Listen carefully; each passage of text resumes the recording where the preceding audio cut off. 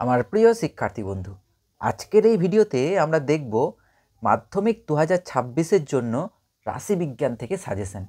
বন্ধু, এই সাজেশনগুলি তৈরি করা হয়েছে প্রত্যেকটি অধ্যায় ধরে ধরে, এবং আমি আশা রাখবো যে এই সাজেশনটি তোমরা যদি খুব মনোযোগ সহকারে করে যাও, রাশিবিজ্ঞান থেকে প্রত্যেকটি প্রশ্ন তোমরা কমন পাবে। তো চলো বন্ধু, দেখে নেওয়া যাক আজকের এই সাজেশনটি। বন্ধু, মাধ্যমিকের প্রশ্নপত্রে 15 দাগে থাকবে রাশিবিজ্ঞান থেকে প্রশ্ন, যেখানে 3টি প্রশ্ন দেয়া থাকবে, তোমাদেরকে 2টি প্রশ্নের উত্তর করতে হবে। কত নাম্বার করে বন্ধু? 4 নাম্বার করে, 4 দুগুণে 8। প্রথমেই আমরা দেখে নেব যৌগিক গড় থেকে কোন কোন প্রশ্নগুলি ইম্পর্টেন্ট। কোষে দেখি 26.1, পাতা নাম্বার হচ্ছে 340। এখান থেকে বন্ধু 7-এর দাগের 2, 8-এর দাগের 2, 9-এর দাগের 1, 10, 12 এবং 13, এই প্রশ্নগুলির মধ্যে 10, 12 এবং 13 এই 3টে প্রশ্ন খুবই ইম্পর্টেন্ট। এগুলিকে আমরা বারবার প্র্যাকটিস করার চেষ্টা করব। আচ্ছা, এই কোষে দেখি 26.1-এর আগে যে প্রশ্নগুলির উত্তর তোমাদের বইয়েতেই করা আছে সেগুলি হলো প্রয়োগ। বন্ধু, প্রয়োগ 8, পাতা নাম্বার হচ্ছে 337, প্রয়োগ 10 এবং প্রয়োগ 11, এই 3টে প্রয়োগও কিন্তু তোমাদেরকে অবশ্যই করে প্র্যাকটিস করে যেতে হবে। অনেক সময় হয় কি বন্ধু, যে প্রয়োগ থেকে প্রশ্ন আসে, তো সেক্ষেত্রে আমাদের যদি এই প্রয়োগের প্রশ্নগুলো প্র্যাকটিস করা থাকে, তো সেক্ষেত্রে আমাদের কি হয়, পরীক্ষায় করতে সুবিধা হয় এবং অনেক সহজ মনে হয়। বেশ, এরপরে আসছি বন্ধু মধ্যমা নির্ণয়। মধ্যমা নির্ণয়ে কোষে দেখি 26.2, পাতা নাম্বার হচ্ছে 350। এখান থেকে বন্ধু দাগ নাম্বার হচ্ছে 9, 10, 12, 14 এবং 15। এর মধ্যে 9, 14 এবং 15 এই প্রশ্নগুলো খুবই ইম্পর্টেন্ট। আচ্ছা, প্রয়োগ হচ্ছে 20, পাতা নাম্বার হচ্ছে 346, প্রয়োগ 22 এবং প্রয়োগ 23। তো বন্ধু, তোমরা চেষ্টা করবে যে প্রত্যেকটি অঙ্কই প্র্যাকটিস করা। তার মধ্যে এটা আমাদেরকে খেয়াল রাখতে হবে যে এখানে যে দাগ নাম্বারগুলো উল্লেখ করা আছে সেগুলো যাতে কোনো মতেই বাদ না যায়, আর যেগুলির মাথায় স্টার দেওয়া আছে সেগুলিকে আমরা বারবার প্র্যাকটিস করার চেষ্টা করব।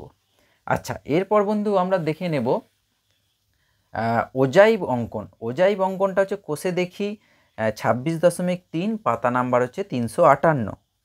এখানে বন্ধু ক্ষুদ্রতর সূচকের অজাইব অঙ্কন, সেটা হচ্ছে দাগ নাম্বার 1 আর 2, এবং প্রয়োগ হচ্ছে 26, এবং বৃহত্তর সূচক দাগ নাম্বার হচ্ছে 3 আর 4, এটাও কিন্তু 26.3-এর, আর প্রয়োগ হচ্ছে 26, পাতা নাম্বার হচ্ছে 356।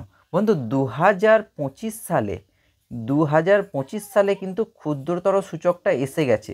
তো 2026-এর জন্য কিন্তু বৃহত্তর সূচকটা কিন্তু খুবই ইম্পর্টেন্ট। এই ক্ষুদ্রতর সূচক, বৃহত্তর সূচক, তারপরে ধরো বন্ধু মধ্যমা নির্ণয়, যৌগিক গড় নির্ণয়, এই সংখ্যাগুরু মান নির্ণয়, প্রত্যেকটা একটি অধ্যায় ধরে ধরে প্রত্যেকটি প্রশ্নের কিন্তু উত্তর এই চ্যানেলেই করা আছে। তোমাদের প্রয়োজন হলে তোমরা কিন্তু সেই ভিডিওগুলি একবার দেখে নিতে পারবে।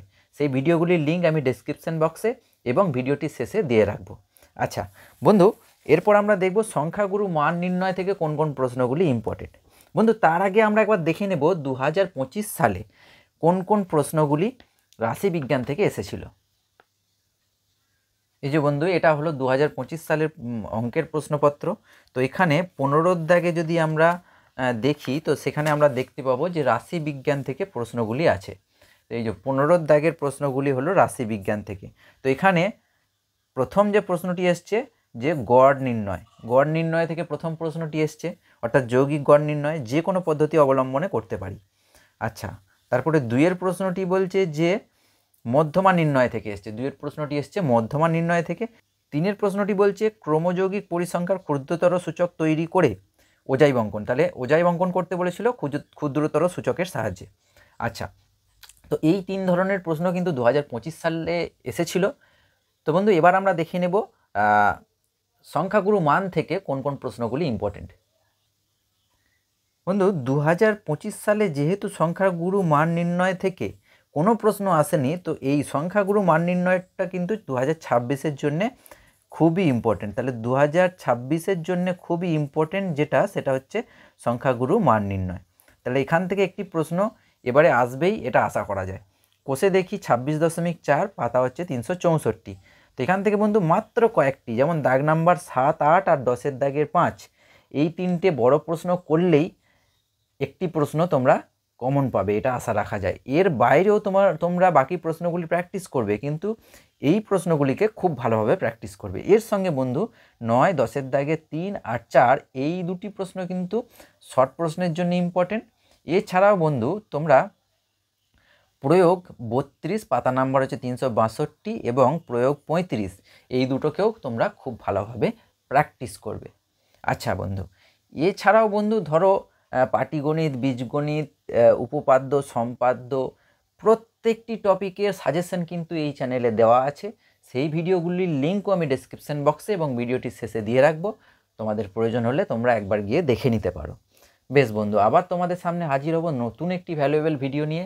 ততক্ষণের জন্য খুব ভালো থেকো, খুব মন দিয়ে পড়াশোনা করো। Good bye.